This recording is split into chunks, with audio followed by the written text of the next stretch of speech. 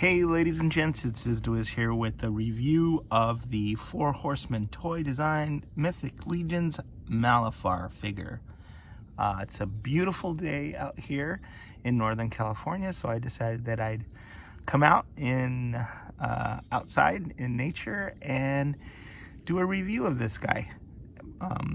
He doesn't exactly match the bright sun and the lovely weather, because he is definitely one of the denizens of darkness, a little demon imp type looking character.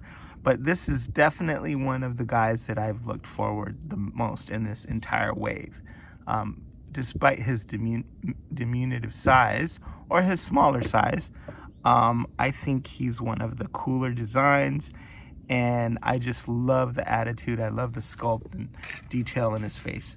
So in my last review, I didn't have a chance to show the new box art or the back of the card that was done by Nate Barch. As always, he really knocked it out of the park. You can see Arethyr there in the back along with some of the other figures in the wave. But beautiful job, Nate, as usual, and I thought that deserved a mention as well, because it's just awesome. So let me tell you a little bit about Malephar. This is the bio. So it says, the terrible ritual that brought Arethyr's return also caused a rift between dimensions, allowing ghastly creatures from dark realms to travel through a void and into mythos.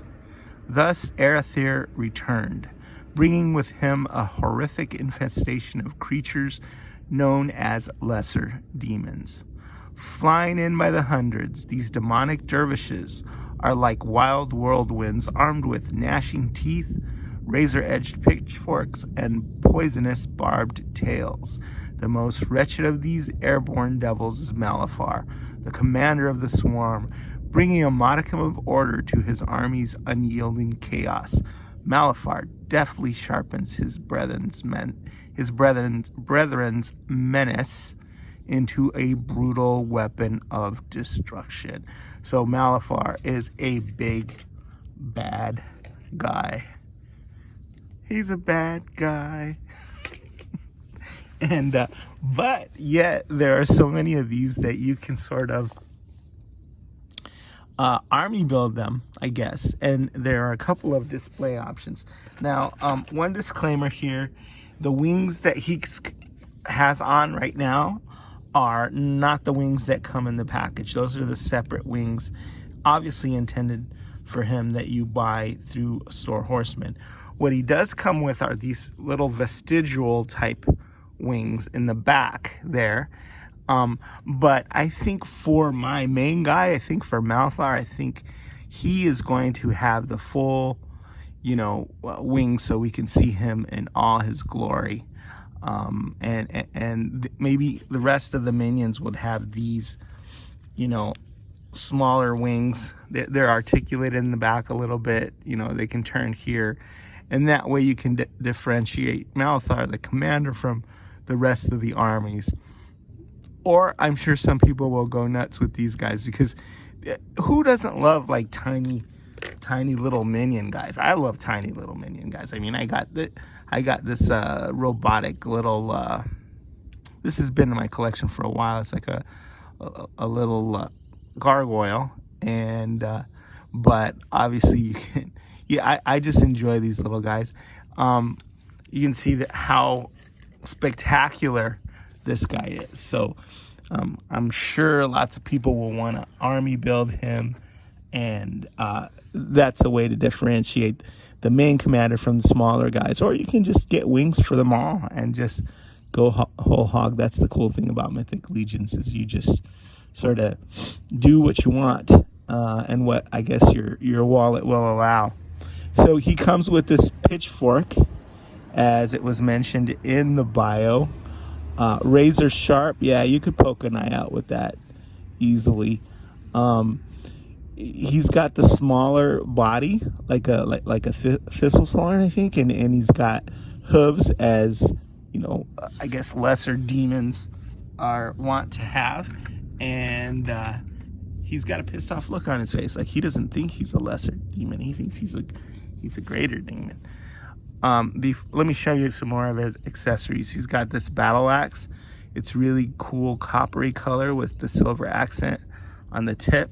So when he's described as a whirling dervish of destruction, that's another implement that he can use. He's also got this, you know, vicious looking dagger, short sword, so he can, you know, poke you if he doesn't get you with the axe. He comes with one of these ubiquitous little belts, right? He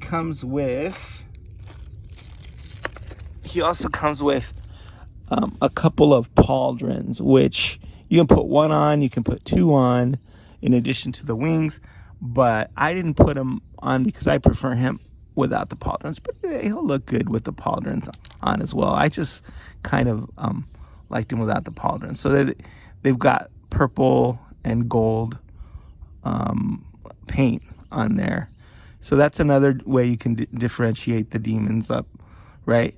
You could have some have one pauldron, you can have some have two pauldrons, you can have them have no pauldrons. Let's see what else. Also, if you want to swap out the horns, I suppose, there are these wings. So, like these bat wings. Yeah, but I love the horns on this guy. I love how they're downturned. Now, these have some wing adapters as well, and a third wing adapter that I put in the back, or I guess a second wing adapter. This is like a weapons holder, but I like those because they make the wings stand back a bit and make them seem even larger. And the fact is, if you're gonna put the giant wings on this guy, you're gonna need them to help him stand, because there's no way he's gonna stand on his own without resting on those wing tips, because he's got these tiny feet and a tiny body and wings that probably weigh as much as his entire body. When he comes in, you have to attach the tail. So there is the famous Boom Boom hole cover. This covers his Boom Boom. Alberto Arribas is the guy who coined the term Boom Boom hole, and the Boom Boom hole is become famous. So here it is in the back. As you can see, the holes there are still available for the pauldrons to be plugged in, should you so desire. The tail's not articulated.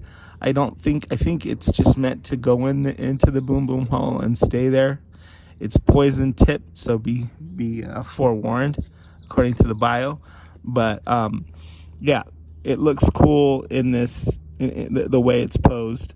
So I think that's really nice. Okay, and then it also comes with an alternate head if you want to put it on your other lesser demon minions. So there you go. I don't know if his horns are removable actually, but you know, this is a head that we've seen before, right? You can put those winged adapters on it, and then you can armor up. Oh, I think that'll look cool. You can armor up other minions so that you don't see their faces. Hold on, let me slide these pieces on here. Hey, I put them on backwards, I think, but I think they look cool, like backwards windswept ones.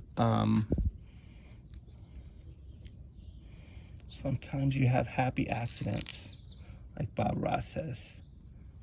So I guess you can configure them with the wings on backwards as well, and then you can have a different look for the other demons, and then you could have a fully armored demon. So how cool is that?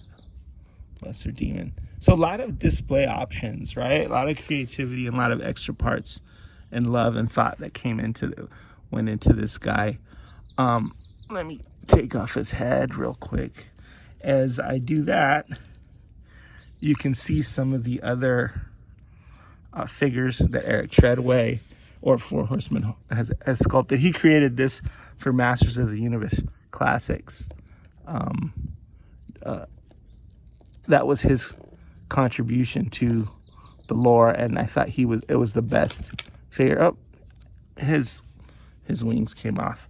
But one thing I wanted to test was whether these horns come off the head, and they don't. So his horns don't come off the head. So there you get to see him without the wings. Here. The horns don't come off. I've confirmed that. And then hold on. See, I'm here lying on my stomach, so it's kind of hard to maneuver. But let's see here. You can plug these directly into the back, but that's what the vestigial type wings, that's how they'll look. And they'll have a little bit of articulation there. You can, they can go down, they can go up, but see how much smaller and obviously less imposing he looks without the giant wings. That's why my Malephar is always going to have the giant wings. But it's cool to have options. So, okay, let me take this head off. Let me put the armored head on. And there you go. How cool is that? It's so awesome. It looks smaller than a dwarf, you know, like a thistlethorn. Or a tiny goblin or something. But I love that. I love that head. It really looks cool with that gold stripe going up the middle, all the details. And I'm not sure if that's a new head or a new piece for the Aether Wave, but pretty epic. Okay, so there's that. There's another thing I was wanting to see. Masters of the Universe Classics gargoyle guy. Don't remember his name. Oh, I'm gonna try to pop his head off and put Malephar on his body. Obviously the color's not gonna match, but with the wash with the wash, that looks really cool. And we're also getting, I think from NECA, we're getting Goliath, who is another, I believe, light blue gargoyle guy. But that's gonna be pretty awesome. I've pre-ordered him, so we're gonna have a wealth of gargoyles and winged creatures coming our way. And Malephar is a must get, absolutely a must get. He's different because of his size and all his amenities, and for sure you want to get the blue wings that are an extra to really flesh him out and like make him look super cool. So congratulations to Eric Treadway and Four Horsemen Toy Design. They knocked this guy out of the park, absolutely 100%. My favorite since Drago Man with his flaming sword, flaming whip, flaming shield, and all that stuff. It would be a hard decision between those two. But as far as Mythic Legions is concerned, Malephar takes the cake. Masters of the Universe Classics, I think Drago Man is my favorite figure, hands down, of all the figures. And it's just because they let Eric Treadway go wild, and when they let him do what he wants to do with no restrictions, you know, it's unparalleled excellence. So congratulations, guys. I love this little guy, and I love this little figure, and I can't wait to just build up my army of these guys. Is the Wiz signing out.